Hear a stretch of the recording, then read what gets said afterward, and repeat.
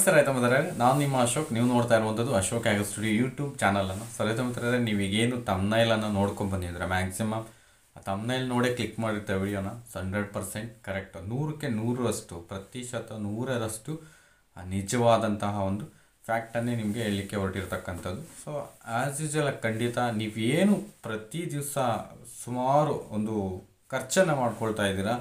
So ಸುಮಾರು ಹೆಚ್ಚಿನದಾಗಿ ನಾವು ಉಳಿತಾಯವನ್ನು ಮಾಡಲಿಕ್ಕೆ ಖರ್ಚನ್ನು ಕಡಿಮೆ ಮಾಡಿಕೊಂಡ್ರೆ ಖಂಡಿತ ಸಕ್ಸಸ್ ಆಗೋದ್ರಲ್ಲಿ ಯಾವುದೇ ಮಾತಿಲ್ಲ, ಎರಡು ಮಾತಿಲ್ಲ.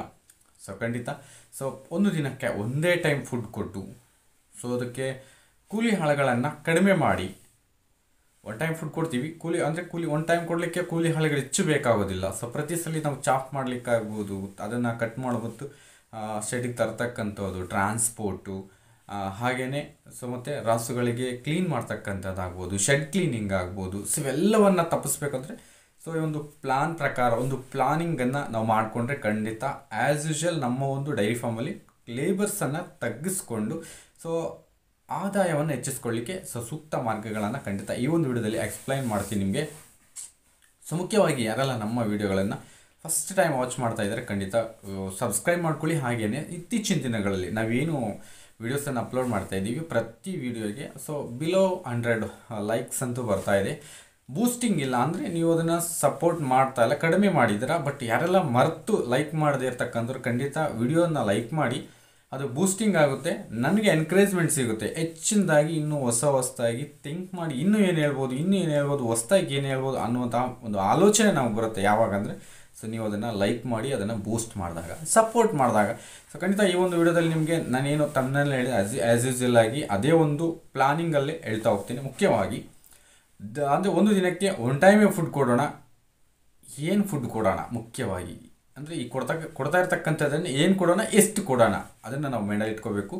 ಹಾಗೆಯೇ ಲೇಬರ್ಸನ್ನು ಕಡಿಮೆ ಮಾಡ್ಕೋಬೇಕು. ಒನ್ ಟೈಮ್ ಫುಡ್ ಕೊಡಲಿಕ್ಕೆ ನಾವೇನು ಒಬ್ಬರಿದ್ರು ಸಹ ಮೇಂಟೈನ್ ಮಾಡ್ಬೋದು ಆ್ಯಸ್ ಯೂಶುವಲ್. ನಾವೇ ಅಂದರೆ ಲೇಬರ್ಸ್ ಇಲ್ದಲ್ಲಿ ನಾವೇ ಮೇಂಟೈನ್ ಮಾಡ್ಬೋದು. ಮುಖ್ಯವಾಗಿ ನಮಗೆ ಲೇಬರ್ಸ್ ಇಲ್ಲಿ ಸಗಣಿ ತೆಗಿಲಿಕ್ಕಾಗ್ಬೋದು, ಮತ್ತು ರಾಸುಗಳನ್ನು ಕ್ಲೀನ್ ಮಾಡಲಿಕ್ಕಾಗ್ಬೋದು, ಹೆಚ್ಚಿನದಾಗಿ ತೆಗೆದುಕೊಳ್ತವೆ. ಇವೆಲ್ಲವನ್ನು ನಾವು ಸ್ಟಾಪ್ ಮಾಡ್ಬೋದು, ಅಂದರೆ ಕಡಿಮೆ ಮಾಡ್ಬೋದು. ಹೇಗೆ ಅಂತ ಅಂದರೆ ಮುಖ್ಯವಾಗಿ ನಾವು ಡೈರಿ ಫಾರ್ಮನ್ನು ಮಾಡಲಿಕ್ಕೆ ಇರತಕ್ಕಂತಹ ಬೆಸ್ಟ್ ಸಿಸ್ಟಮ್ಗಳಲ್ಲಿ ಎರಡಿದೆ. ಒಂದು ಶೆಡಲ್ಲಿ ಕಟ್ಟುವಂತಹ ಪದ್ಧತಿ. ಸೊ ಶೆಡ್ಡಲ್ಲಿ ಒಂದು ಕಡೆ ಕಟ್ಟಿಬಿಟ್ಟು ಅದಕ್ಕೆ ಕಾಲಕ್ಕೆ ಆಹಾರ ಮತ್ತು ನೀರನ್ನು ಕೊಟ್ಟು ಸೊ ಹಾಲು ತೆಗೆದು ಹಾಲನ್ನು ಡಿಸ್ಟ್ರಿಬ್ಯೂಟ್ ಮಾಡ್ತಕ್ಕಂಥ ಒಂದು ಪದ್ಧತಿ. ಇದರಲ್ಲಿ ಪದೇ ನಾವುಗಳು ಕ್ಲೀನಿಂಗೋಸ್ಕರ ಹೆಚ್ಚು ಶ್ರಮ ಪಡಬೇಕಾಗುತ್ತೆ ಕಟ್ಟುವಂಥ ಪದ್ಧತಿ. ಎರಡನೇ ಸೆಕೆಂಡ್ ಒಂದು ಪದ್ಧತಿ ಇದೆಯಲ್ಲ, ಇದು ಓಪನ್ ಸಿಸ್ಟಮ್. ರಾಸುಗಳನ್ನು ಬಂಧನ ಮುಕ್ತ ಮಾಡಿಬಿಟ್ಟು ಸೊ ಒಂದು ಕಾಂಪೌಂಡ್ ಅಂದರೆ ಸ್ವಲ್ಪ ಹೆಚ್ಚು ಜಾಗದಲ್ಲಿ ಒಂದು ಕಾಂಪೌಂಡನ್ನು ನಿರ್ಮಿಸಿಕೊಂಡು ಒಳಕ್ಕೆ ಇತರೆ ಪ್ರಾಣಿಗಳು ಹೋಗದೆ ಬರದಲೆ ಸೊ ಒಂದು ಕಾಂಪೌಂಡ್ ಒಂದೇ ಗೇಟ್ ಇಟ್ಕೊಂಡು ಸೊ ಈ ಒಂದು ಇದರಲ್ಲಿ ಸ್ವಲ್ಪ ನೆರಳನ್ನು ಕೊಡುವಂತಹ ಮರಗಳನ್ನು ಇಟ್ಕೊಂಡು ಒಂದು ಕಡೆ ಶೆಡ್ ಹಾಕ್ಬಿಟ್ಟು, ಅಂದರೆ ಅದು ಓಪನ್ ಬರಲಿಕ್ಕೆ ಹೋಗಲಿಕ್ಕೆ ಮುಕ್ತವಾಗಿರುವಂತಹ ಶೆಡ್ಗೆ ಸೊ ನಾವು ಇಟ್ಟು ಅಲ್ಲಿ ರಾಸುಗಳನ್ನು ಇಟ್ಟು ಮಾಡುವಂತಹ ಸಿಸ್ಟಮು ಬಂಧನ ಮುಕ್ತ ಸಿಸ್ಟಮ್. ಅಂದರೆ ಓಪನ್ ಆಗಿ ಶೆಡ್ಗಳಲ್ಲಿ ಕುರಿಗಳ ಥರ ಅಥವಾ ಮೇಕೆಗಳ ಥರ ಫ್ರೀಯಾಗಿ ಬಿಟ್ಟಿರ್ತಕ್ಕಂಥದ್ದು. ಈ ಸಿಸ್ಟಮನ್ನು ನಾವು ಅಳವಡಿಸ್ಕೊಂಡಿದ್ದಾದರೆ ಸಾಕಷ್ಟು ಲಾಭಗಳಿದ್ದಾವೆ, ಮ್ಯಾಕ್ಸಿಮಮ್ ಲಾಭಗಳಿದೆ. ಕಟ್ಟಿ ಮಾಡುವಂತಹ ಪದ್ಧತಿಗಿಂತ ಈ ಓಪನ್ ಸಿಸ್ಟಮಲ್ಲಿ ಮುಕ್ತವಾದಂತಹ ಪದ್ಧತಿಯಲ್ಲಿ ನಾವು ಮಾಡಿದ್ರೆ ಮ್ಯಾಕ್ಸಿಮಮ್ ಲಾಭಗಳಿದ್ದಾವೆ. ಮುಖ್ಯವಾಗಿ ನಾನು ಏನು ಲಾಭಗಳು ಅದನ್ನು ಹೇಳ್ಬಿಡ್ತೀನಿ, ಪಾಯಿಂಟ್ ವೈಸ್ ಹೇಳ್ತೀನಿ. ಫಸ್ಟ್ ಒಂದು ಬಂದುಬಿಟ್ಟು ಲೇಬರ್ ಕಾಸ್ಟು ಕಡಿಮೆ ಆಗುತ್ತೆ. ಪ್ರತಿ ಗಂಟೆ ಒಂದು ಸಲ ಇಟ್ಕೊಂಡು ಅದು ಸಗಣಿ ಹಾಕಿದ ತಕ್ಷಣ ತೆಗಿತಾ ಇರಬೇಕು ಕಟ್ಟುವಂತಹ ಸಿಸ್ಟಮಲ್ಲಿ. ಇಲ್ಲಿ ಆ ಒಂದು ಇದರಲ್ಲಿ ಬೇಕಿಲ್ಲ, ಯಾಕಂದರೆ ಅದು ಗಲೀಜು ಮಾಡ್ಕೊಳ್ಳೋದಿಲ್ಲ. ಇಲ್ಲಿ ತೊಪ್ಪೆ ಇಟ್ಟರೆ ಅದು ಅಲ್ಲೇ ಅದರ ಮೇಲೆ ಮಲಗಲ್ಲ. ಯಾವುದೇ ಪ್ರಾಣಿಯಾಗಲಿ ಯಾವುದೇ ಒಂದು ಇದಾದರೂ ಅದನ್ನು ಕ್ಲೀನ್ನೆಸ್ ಕಾಪಾಡಿಕೊಳ್ಳುತ್ತೆ. ಇಲ್ಲಿ ಕಟ್ಟುವ ಪದ್ಧತಿಯಲ್ಲಿ ಬೇರೆ ದಾರಿ ಇಲ್ಲದೆ ಇರೋ ಅವಶ್ಯಕತೆಗೋಸ್ಕರ ಅದು ಅಲ್ಲೇ ಅದರ ಮೇಲೆ ಮಲಗಬೇಕಾಗುತ್ತೆ. ಸೊ ಯಾಕಂದ್ರೆ ನಾವು ಕಟ್ಟಿರ್ತೀವಿ, ಸೊ ಅದಕ್ಕೆ ಅಲ್ಲಿ ಗಲೀಜಾಗುತ್ತೆ. ಇಲ್ಲಿ ಓಪನ್ ಸಿಸ್ಟಮಲ್ಲಿ ಸ್ವಲ್ಪ ಜಾಗ ಹೆಚ್ಚು ತಗೊಳುತ್ತೆ, ಬಿಟ್ಟರೆ ಬೇರೇನು ತೊಂದರೆ ಇಲ್ಲ. ಸೊ ಇಲ್ಲಿ ಮುಖ್ಯವಾಗಿ ಕೂಲಿ ಲೇಬರ್ಸ್ ಕಡಿಮೆ ಆಗುತ್ತೆ. ರಾಸುಗಳನ್ನು ಪ್ರತಿದಿನ ತೊಳೆಯುವಂಥ ಅವಶ್ಯಕತೆ ಇರೋದಿಲ್ಲ ಈ ಒಂದು ಸಿಸ್ಟಮಲ್ಲಿ. ಹಾಗೆಯೇ ಮ್ಯಾಸ್ಟೈಟಿಸ್ಗಂತೂ ಮ್ಯಾಕ್ಸಿಮಮ್ 90% ನಿಮಗೆ ಕೆಚ್ಚಲು ಬಾವ ರೋಗ ಅಂತಕ್ಕಂಥದ್ದು ಈ ಪದ್ಧತಿಯಲ್ಲಿ ಬರಲ್ಲ. ಯಾಕೆಂದರೆ ಗಲೀಜೆ ಮಾಡ್ಕೊಳ್ಳಲ್ಲ, ನೀಟಾಗಿ ಕೆಸರಲ್ಲಿ ಮಲಗಲ್ಲ.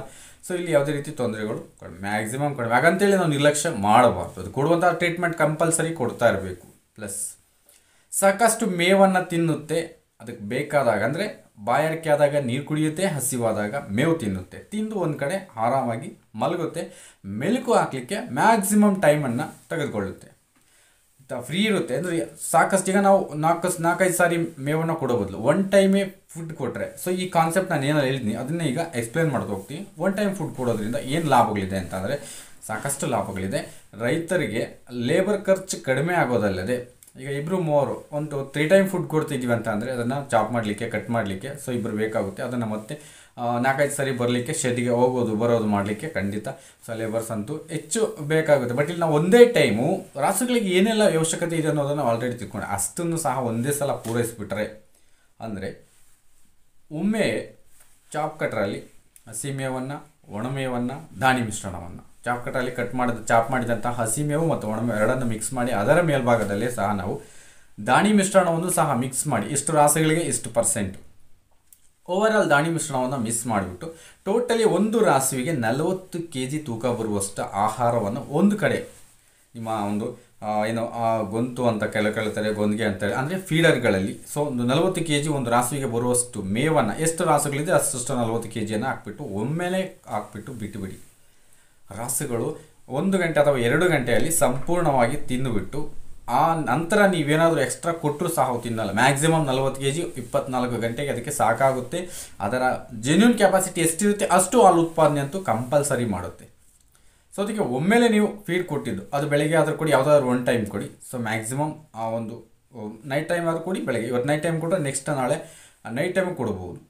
40 kg ಅಷ್ಟು ಆಹಾರವನ್ನು ತಿಂದು ಒಂದು ಕಡೆ ಸ್ಟೇ ಅಂದರೆ ಮಲ್ಕೊಂಡು ಒಂದು ಮೆಲುಕು ಹಾಕಿ ಆ ಒಂದು ಆಹಾರದ ಸಂಪೂರ್ಣ ಪೋಷಕಾಂಶಗಳು ಆ ದೇಹಕ್ಕೆ ದೊರೆಯುವಂತೆ ಮಾಡಿಕೊಂಡು ಸೊ ಅಧಿಕ ಹಾಲು ಉತ್ಪಾದನೆಗಂತೂ ಮ್ಯಾಕ್ಸಿಮಮ್ ಸಹಕಾರ ನೀಡುತ್ತೆ. ಇಲ್ಲಿ ಪದೇ ಪದೇ ಚಾಪ್ ಮಾಡುವಂತಹ ಒಂದು ಅವಶ್ಯಕತೆ ಇರೋದಿಲ್ಲ, ಪದೇ ಅದನ್ನು ಆ ಫೀಡರ್ಗಳಿಗೆ ಶಿಫ್ಟ್ ಮಾಡುವಂಥ ಅವಶ್ಯಕತೆ ಇರೋದಿಲ್ಲ.